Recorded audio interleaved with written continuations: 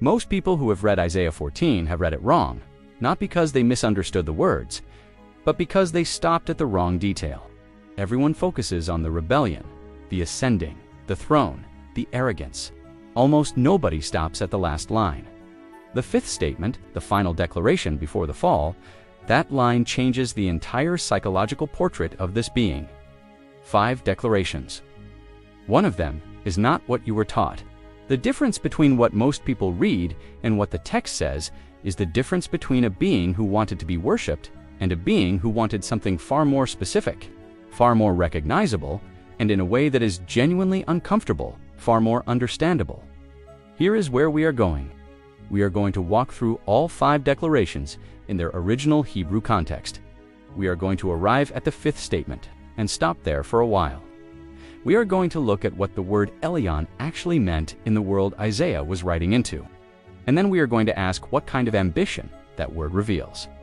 If the first episode established that this being was created to mean blameless, at the apex of the created order, this episode asks, when he turned, what was he reaching for? The answer is not what you think. Let us go back to the passage. Isaiah 14, verses 13 and 14. The 5 I will declarations. I will ascend to heaven. I will raise my throne above the stars of God. I will sit enthroned on the mount of assembly. I will ascend above the tops of the clouds. I will make myself like the Most High. 5 statements, 5 moments of declared intent. Most readers treat them as a single, escalating shout: pride, more pride, maximum pride. But if you slow down and look at each one separately in the Hebrew, something more specific emerges. The first declaration, I will ascend to heaven. The Hebrew is El Shemayim Elah, a spatial claim, I will go up. Heaven in ancient cosmology was not simply the sky. It was the specific dwelling zone of God, presence, access, authority. If you were created at the threshold of that presence, you have already been near heaven. This statement says, near is not enough. The second declaration, I will raise my throne above the stars of God. The stars of God in ancient Near Eastern cosmology are not lights in the sky. They are a reference to the divine beings, the sons of God, the heavenly assembly. Job 38:7 uses the same language when it describes the morning stars singing at creation. This is a hierarchical claim above the other divine beings. Not equal, above. The third declaration, I will sit enthroned on the mount of assembly in the heights of the north. Harmod, the mount of assembly, is the Israelite version of Mount Zaphon, the cosmic mountain where the divine council convened. This is a claim about governance, about occupying the chair from which the assembly of heaven is presided over. The fourth declaration, I will ascend above the tops of the clouds.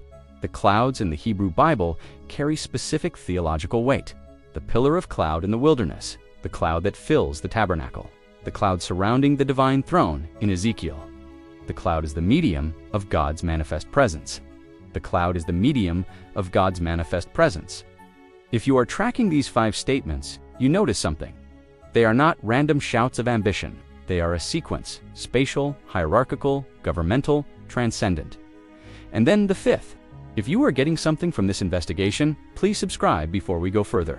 90% of you watching are not subscribed yet, and it genuinely helps us keep making content at this level. Now, the 5th statement, I will make myself like the Most High in most English translations, like the Most High, like God. He wanted to be like God. Almost everyone stops there.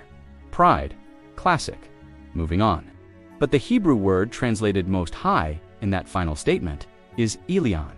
And Elyon is not just a generic title for God. In the world Isaiah was writing into, Elyon was a specific kind of divine title, referring to a very specific kind of role. Let us look at what Elyon actually meant. In Canaanite religion, El Elyon, God Most High, was the presiding figure of the divine council, not the most powerful figure in the room, the one who established and maintained the structure of the cosmos itself. El Elyon was not primarily a conqueror. He was the one who assigned, who distributed, who determined which divine beings governed, which territories, which peoples, which domains. Elyon was not the most powerful figure in the sense of raw strength. He was the most authoritative figure in the sense of structural order.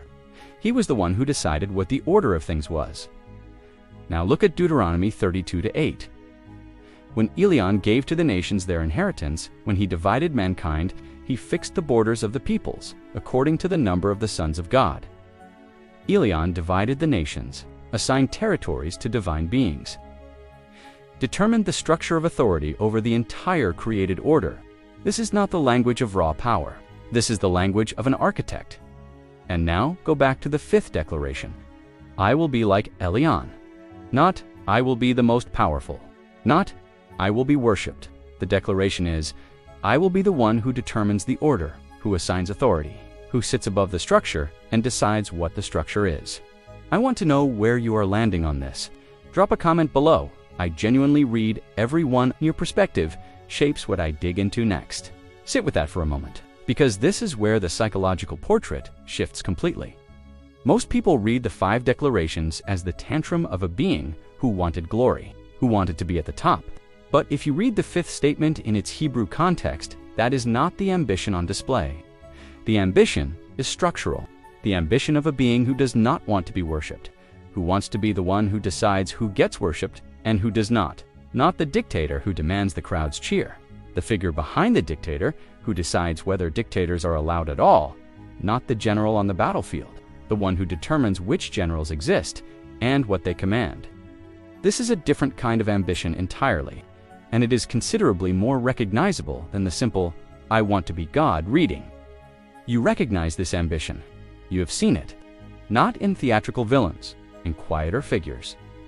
The person in an organization who does not care about credit, but who is obsessed with controlling who gets appointed to what role, who has access to which decision, who is allowed a seat at which table. The person who does not want the crown, they want to be the one who decides whether there is a crown at all. That ambition is ancient. It is recognizable across every institution human beings have ever built. And it is, if the Hebrew is telling us what I think it is, telling us the ambition at the center of the first rebellion in the history of the created order. Let us stress test this against the other 4 declarations. If the 5th statement were simply, I want to be God in all his power, the sequence would feel random, a series of overreaches with a final overreach at the end. But if the 5th statement is I want to be Elyon, the one who sets the order, the sequence becomes a strategy. First, you secure your location in the divine sphere. Then you establish yourself above the other divine beings. Then you occupy the seat of the assembly. Then you transcend the medium of God's manifest presence. And then, having claimed all of that, you declare yourself the one who determines what all of it means, who has it, who loses it, what the structure is. That is not a tantrum. That is a strategy. If you want to support what we are building here, there is a Buy Me a Coffee link in the description. Even a small contribution helps us keep making content at this level, completely optional. The final claim is not about being God in the worship sense. It is about being Elyon, the architect of the order, the one who assigns and structures everything beneath the highest level. This reading casts a new shadow over the garden. If this being's specific ambition was control over who has authority and over whom, then the offer in Genesis 3 is not incidental. The offer is not just fruit. The offer is, you will know good and evil. You will have the capacity to determine what is right and wrong for yourselves. You will be like Elohim, a word in that verse that almost certainly refers to the divine beings in the council.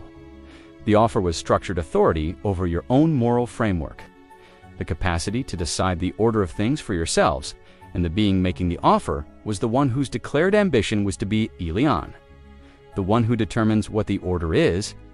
The most uncomfortable reading of the garden is this. The offer in Genesis 3 is a direct expression of the ambition in Isaiah 14. The being who wanted to control the structure of authority, when he arrived in the garden, did exactly what his ambition had always been shaped to do. He offered a version of his own declared desire to the only beings who could receive it. He was not trying a new tactic. He was doing the only thing his ambition had ever been.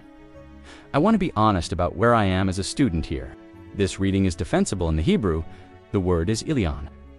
The ancient context is what I have described, and the 5-statement sequence supports a structural reading, but I hold it with open hands. There are careful scholars who read the 5 statements as a unified expression of pride, without the Elyon distinction carrying this weight. That conversation is ongoing, and it deserves to be ongoing. The 5th statement has not been examined with the specificity it deserves in popular theology. The Elyon distinction is real. What it means at full depth, I am still working on that, and I think that is the honest answer.